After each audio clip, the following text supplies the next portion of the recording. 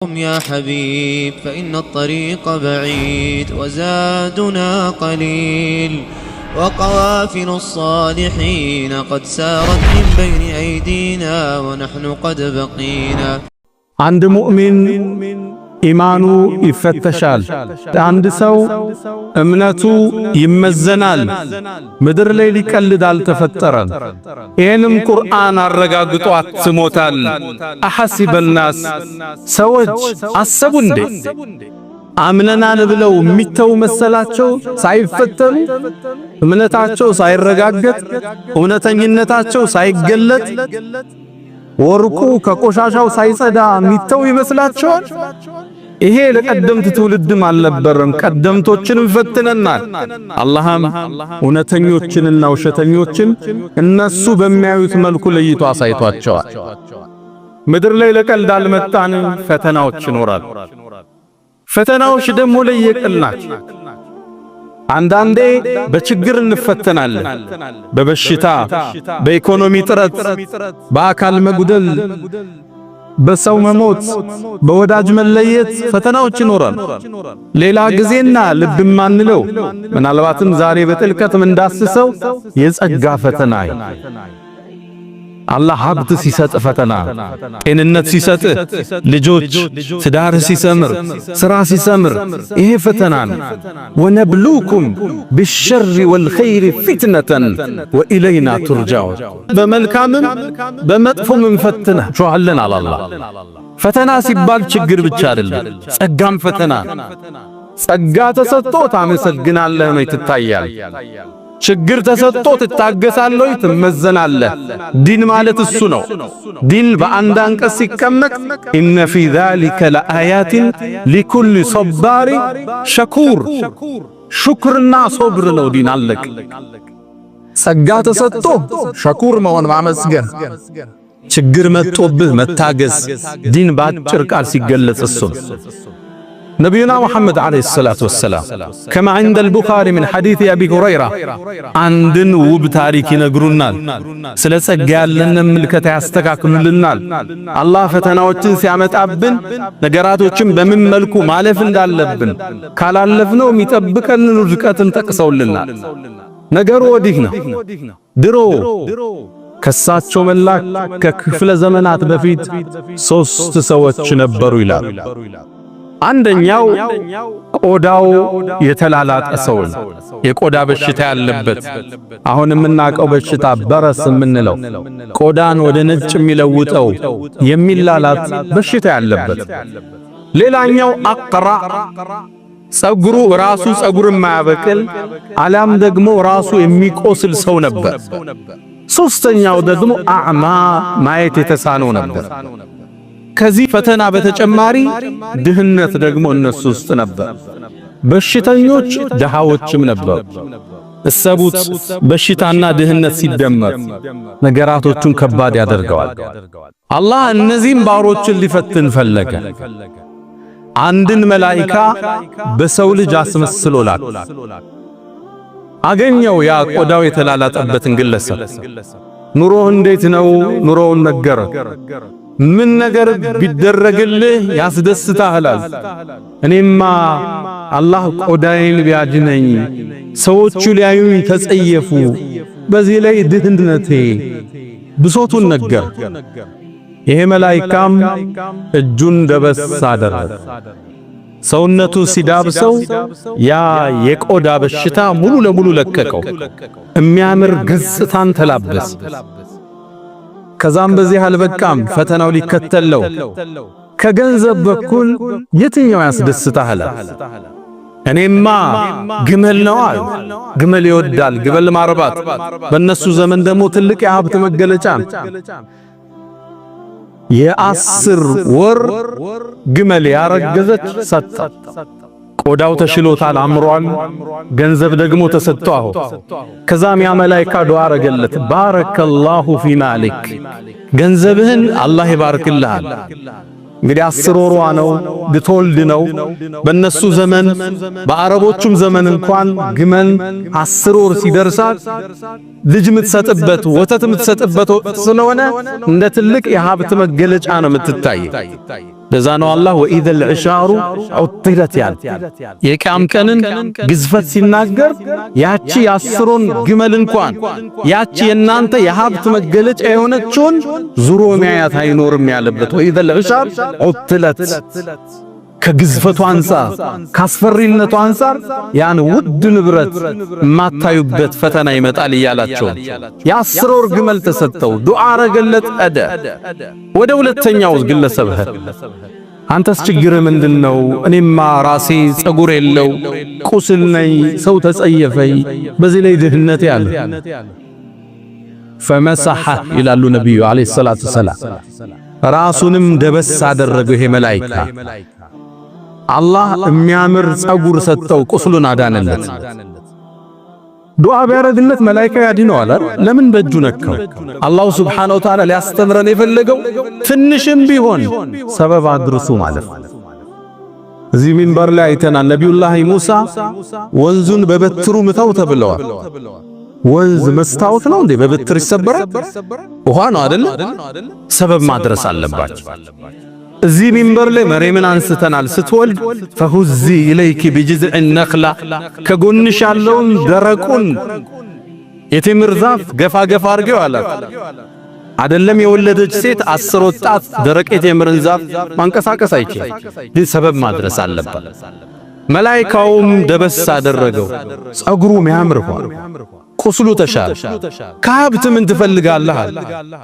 እኔማ ላም ወዳለሁ ከብቶች ወዳለሁ 10 ወር ያረገዘች ከብት ተሰጠ ልትወልድ ነው አላህ ይባርክል ብሎ ዱዓ አርጎለታል ወደ ሶስተኛው መጣ አይኑ አይመለከትም ችግር ምንድነው ምድርን ማየት እፈልጋለሁ ዱንያን መመልከት እፈልጋለሁ አይኔን አላህ ቢመልስልኛል አይኑን ደበስ አረገው አይኑ ተከፈተ ከዛ እስከ ገንዘብ ምን ትወዳለህ ፍየል በጎችን ወዳለሁ አለው ፍየል ተሰጠው አላህ ይባርክል ብሎት ሶስቱንም ዱዓ አረገላቸው ጸጋ ተሰጣቸው አላህ እየፈተናቸው እያያቸው በእነዚህ ግለሰብ ቦታዎች ራሳችን ያደረግልን አዳምጥ ብዙ ዱዓ አርገን የተሳከውልናል ትዳር እንመኝ ነበር ተሳክቷል ልጅ አለ ተሰጥቶናል ስራ እንደ ነገሩ እየሰራን ነው ከትናንት ዛሬ ተሻለኝ ዛሬ ምን ኖረው ህይወት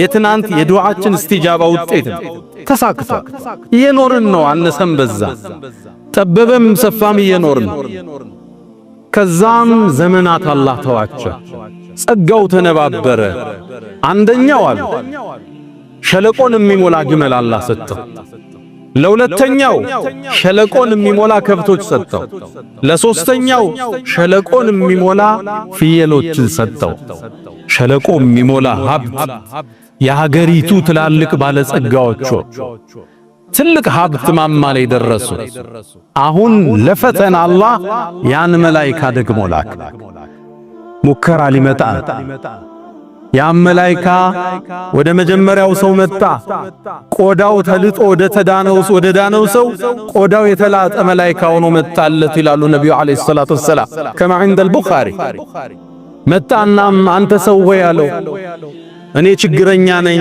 መንገድ የወጣው መንገድ ተቋረጠብኝ ከአላህ ከዛም ካንተ ውጭ ተስፋ የለኝም ማለት እባክህን ሰፊ ነገር አላህ ሰጥቷል አንዲት ግመል ስጠይ ቤቴ ልድረስበታል ያመሰግን ይሆን ያካፍል ይሆን አላህ ያያል መላእክት ይታዘባሉ አንድ መልስ መለሰለት አይ አንተ ሰው ሆይ ብዙ ጉዳይ አለብንኛ ነው ብዙ ወጭ የበዛብን ሰው ነህ ልሰጣህ አልችልም ተመልከቱ ካንተ ውጭ የለኝም ብሎታል የመጀመሪያ አገባ ሁለተኛ የመጣለት ገጽታ የትናንት ማንነቱን እንዲያስታውስ ነው ቆዳው የተላላጠ ግለሰብ ነው ያን ሲያይ ቢያንስ ትናንትን እንዲያስታውስ ነው አላህ የፈለገው ሁለተኛውን እርከን አለብ ሶስተኛ አላህ እዛው ላይ ጠየቀው አንተ ሰው ወይ አለው መላእክታውን አላቀህም እንዴ ድሮ እንደኔ እኮ ግን ቆዳ የተላላጠ ነበር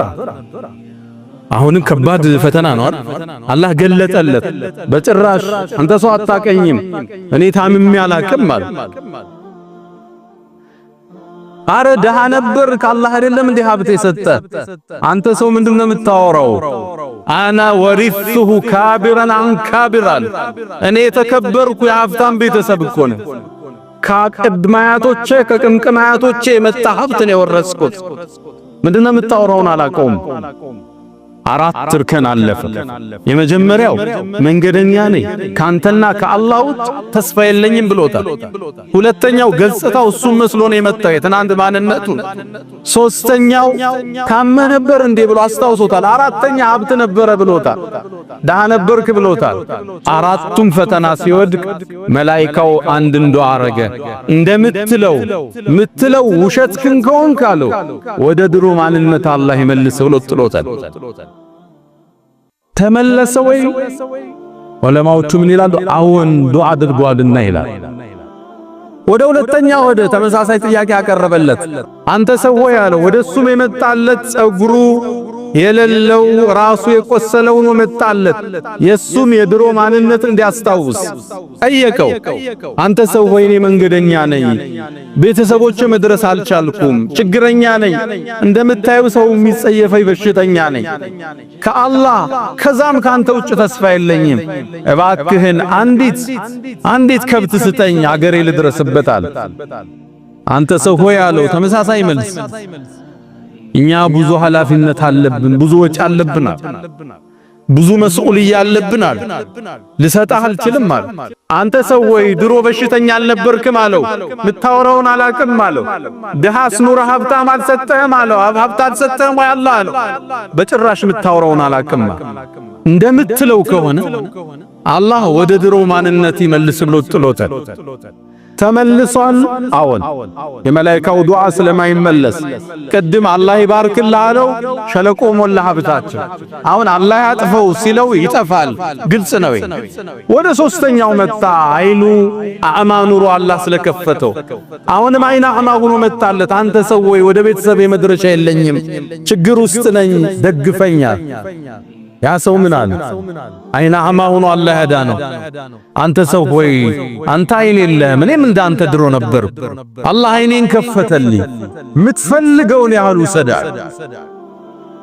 ጌታዬ ትልቅ ውለታ ውሎልኛል፣ አልከለክልም፣ የምችለውን ያህል ውሰዳል። ከዛም ምን አለው መላኢካው? እኔ አላህ መልእክተኛ ነኝ፣ መላኢካ ነኝ፣ ልፈትንህ ነው የመጣው።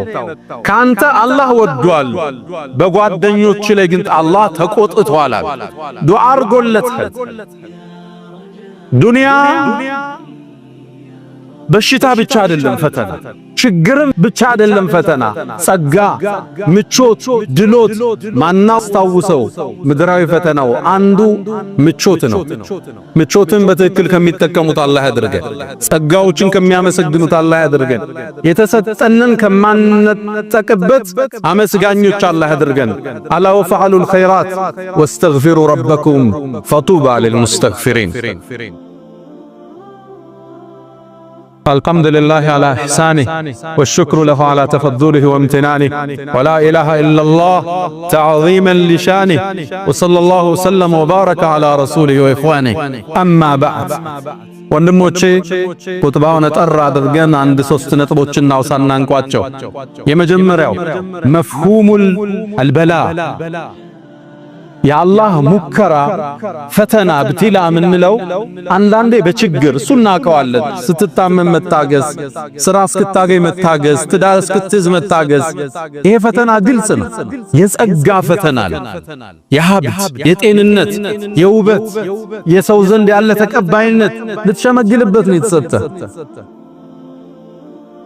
አላህ የሰጠህ ዕውቀት ልታካፍለው ነው። ኒዕማ ፈተና ናቸው ሲመጡ። ወነብሉኩም ቢሸሪ ወልኸይሪ ፊትነተን ወኢለይና ቱርጃው እንጂ ችግር ሲደርስብን እየቀጣን እየፈተነን፣ ምቾት ሲሰጠን ደግሞ አላህ ስላላቀን አይደለም አክረመን አሃነን ይላሉ። አላህ ሀብት ሲሰጠው አላህ አከበረኝ ይላል። እየሸለመው መስሎታል፣ እየፈተነው። ዘካ ያወጣል ወይ? ወገኖቹን ይጠይቃል ወይ? መስጂዶችን እንደዚህ ቁሞ ያሰራል ወይ? ፈተና ነው የተሰጠው። ዕውቀት ሲሰጥ ዓላመቱን ፈኻማ እንድትባል አይደለም። ያስተምርበታል ወይ? ህዝብ ይለውጥበታል ወይ? በንግግሩ አላህን ብቻ ይፈልጋል ወይ? ልትመዘን ሁለተኛው ደረጃ ሹክር ማወቅም ይገባል። ሹክር ማለት 3 እርከን አለው። አላህ ለሰጠ ጸጋ ማመስገን ማለት የመጀመሪያው በቃል መናገር አልহামዱሊላህ ይሄን ቤት ሰጠኝ፣ ይሄን መኪና፣ ልጆችን ሰጠኝ፣ ጥሩ ትዳር ሰጠኝ፣ ጤንነት ሰጠኝ፣ መልካም ቁመና ሰጠኝ፣ ጥሩ ጓደኞች ሰጠኝ። በቃል ነብዩላህ ኢብራሂም ልጃቸውን ሲወልዱ አልহামዱሊላህ الذي وهب لي على الكبر اسماعيل واسحاق ان ربي لسميع الدعاء ልጅ አገኘ አልহামዱሊላህ በቃል ማመስገን። ሁለተኛው በውስጥህ ከአላህ እንደሆነ ማረጋገጥ هذا من فضل ربي ቤትን፣ መኪናን፣ ልጆችን፣ ጓደኞችን ህዝቡ ሞልቶ መስጂድ ስታይ هذا من فضل ربي هذا رحمة من ربي እዚህ መድረክ አውስተናል ዙልቀርነይን ግንቡን ሲጨርሰው هذا رحمة من ربي ይሄ የጌታዬ እዝነት ነው፣ ያንተ ችሎታ አይደለም፣ በእውቀትህ በውበትህ በተቀባይነት አይደለም። هذا من فضل ربي። ሶስተኛው የተሰጠህን ጸጋ ለተፈጠረለት ነገር ማዋል፣ ማካፈል፣ መስጠት የሹክር አንዱ እርከን ነው። اعملوا آل داود شكرا وقليل من عبادي الشكور። የዳውድን ቤተሰብ አላህ ምን አላቸው? ሹክር ስሩ እንጂ አላቸው። ስሩበት፣ ስልጣን ነብይነት ሰጥቻችኋል ስሩበት አላቸዋል። ጸጋ ከምናመሰግንበት ውስጥ አንዱ ለተፈጠረለት ነገር ማዋል ያ ነው ምስጋና የሚባለው እንጂ እጅህን አጣጥፈህ አንተ ደሮና ክትፎውን በልተህ ምስኪን ሲመጣ በር ላይ መመለስ አይደለም። ዘካህን ቀንሰህ ማካፈል አይደለም። የተሰጠህን ነገር በአግባቡ ስታውለው አመሰገንክ ይባላል። ወቀሊሉን ምን ዒባዲ የሸኩር አላለ። ከባሮች ጥቂቶቹ ናቸው ሶስቱን እርከን አሟልተው አላህ የሚያመሰግኑ። ነቢዩና ሙሐመድ ሰለላሁ ዐለይሂ ወሰለም አላህ ያለፈውንም የሚመጣውን ወንጀል ማራቸው። ሌሊት ግን ቆመው ሲሰግዱ ያድራሉ። እናታችን አኢሻ ከማ عند في المتفق عليه ጠየቀች፣ ያ አላህ መልእክተኛ አላህ የሚመጣውንም የወደፊቱንም ወንጀል ሚሮ የለ ለምን ነው እግር እስከሚያብጥ ምትሰግድ አለቻቸው። ያ አኢሸቱ አፈላ አኩኑ عبدا شكورا አመስጋይ ባሪያ አልሆንም እንዴ? ማረኝ አላህ ናመስግነው እየሰገድኩ እየተለሳ ለተሰጠ ጸጋ በአግባቡ ስታውለው አመሰገንክ ይባል። ግን ይሄን የሚያደርጉት ጥቂቶቹ ናቸው። ሰይድና ዑመር ከዓባን እየጠወፉ ያለ አንድ ሰው ዱዓ ያረጋል። አላሁመ ጀዐልኒ ሚነል ቀሊል ሲል ሰሙት። ከትንሾቹ አላህ አድርገኝ አለ። ያዙት፣ የሐቅ ሰው ናቸው። አንተ ምን አይነት ዱዓ ነው የምታደርግ አሉት። አላህ ቁርአን ላይ ያለውን ነው ማደርግ አላቸው። አላህ ምን አለ ቁርአን ላይ አሉት፣ ወቀሊሉን ሚን ዒባዲ የሸኩር ከባሮች ጥቂቶቹ ናቸው አመስጋኝ። አብዛኛው አማራሪ ነው፣ አቤቱታ አቅራቢ ነው። የሆነ ነገር እስኪደርስ አላህን ይለምናል። ከያዘው በኋላ ወደዛ ነው የሚሄድ። ይሄን ረስቶታል። ቤት ብሏል ተሳክቷል፣ ትዳር አለ ተሳክቷል፣ ስራ አለ ተሳክቷል። አሁን ሌላ ነው የሚያስበው፣ ይሄን አይደለም የሚያመሰግን። ትንሾች ናቸው ዞር ብለው አልহামዱሊላህ ልጅ ሰጠኸኝ፣ ትዳር ሰጠኸኝ፣ ስራ አለኝ እንዴ ጤንነት አለኝ አልহামዱሊላህ የሚሉት ጥቂት ናቸው። ሶስተኛው ነጥብ ሹክር የተሰጠንን ጸጋ ምናስጠብቅበት ብሎ ምናስጨምርበት መሳሪያ ነው። ለኢን ሸከርቱም ካመሰግናችሁ ለአዚደነኩም እጨምራችኋለሁ ነው። አላህን አመስግን ይጨመራል። እንደነዛ ሰዎች ንፉግሁን ትሰለባለህ። ያ ታሪክ የሚያስረዳን ያመሰገነ ተጨምሮለታል፣ አላህ ወዶታል። የከለከለ ተነጥቋል ከአላህ መተባበር። الله كم يمسجنوا تبارك الله أدرجه يا من تحبون النبي محمد صلوا عليه وسلم طول المدى فصلاتكم وسلامكم نورا لكم ويامسكم وبيومكم ولكم غدا إن الله وملائكته يصلون على النبي يا أيها الذين آمنوا صلوا عليه وسلموا تسليما اللهم صل على محمد وعلى آل محمد كما صليت على إبراهيم وعلى آل إبراهيم وبارك اللهم على محمد وعلى آل محمد كما باركت على إبراهيم وعلى آل إبراهيم في العالمين إنك حميد مجيد اللهم أعز الإسلام والمسلمين اللهم أمنا في أوطاننا وأصلح أئمتنا وولاة أمورنا اللهم اجعل بلدنا رخاء سخاء اللهم ابسط علينا رحماتك يا أرحم الراحمين اللهم وحد صفوفنا وألف بين قلوبنا وجعلنا من